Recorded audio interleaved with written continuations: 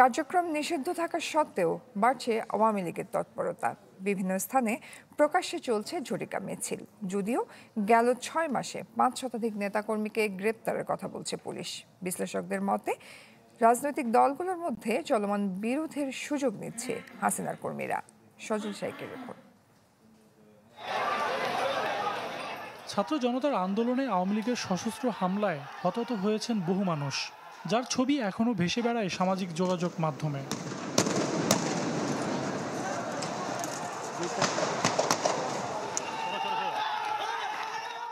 জুলাই আগস্টে মানবাধিকার লঙ্ঘনের ঘটনাগুলো উঠে এসেছে জাতিসংঘের নিরপেক্ষ তদন্তেও।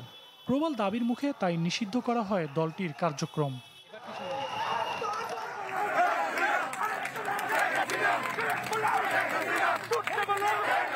সঠিক মাত্রার কার্বন কম্বিনেশন বৃদ্ধি করে পাইপের ডাক্টিলিটি ও হেভি লোড নেয়ার ক্ষমতা। Falcon MS pipe.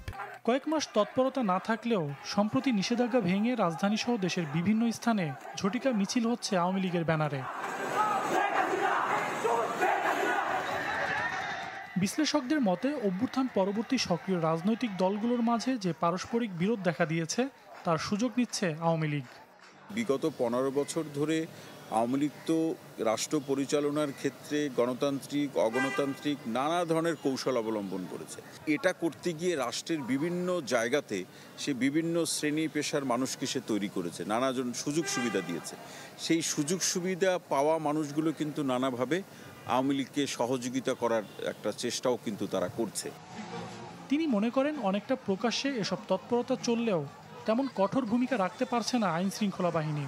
তবে এই অভিযোগ অস্বীকার করেছে পুলিশ। ডিএমপি বলছে গেল ৬ মাসে ঢাকা থেকে আটক করা হয়েছে অন্তত ৫০০ জনকে। এই সব ঝটিকা মিছিলে যারা অংশগ্রহণ করছে তাদের বিরুদ্ধে ঢাকা মেট্রোপলিটন পুলিশ প্রয়োজনীয় ব্যবস্থা গ্রহণ করছে। আপনারা দেখেছেন ইতিমধ্যে আমরা এসব মিছিলে অংশগ্রহণকারী, মিছিলে অর্থ সহায়তাকারী এবং মিছিলে যারা বিভিন্ন স্থান থেকে লোক জড়ো করছে তাদের বিরুদ্ধে ব্যবস্থা নিচ্ছি।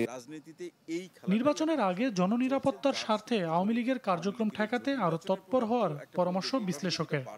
যদি নিয়ন্ত্রণ করতে না পারে, ভোট প্রয়োগ করার যে পরিবেশ থাকা প্রয়োজন সেই জায়গাগুলো তো বিঘ্নিত হবে। সেই জায়গাগুলোতে সজল সাইক, চ্যানেল 24, ঢাকা। আয়োজন করলেন, সেখানে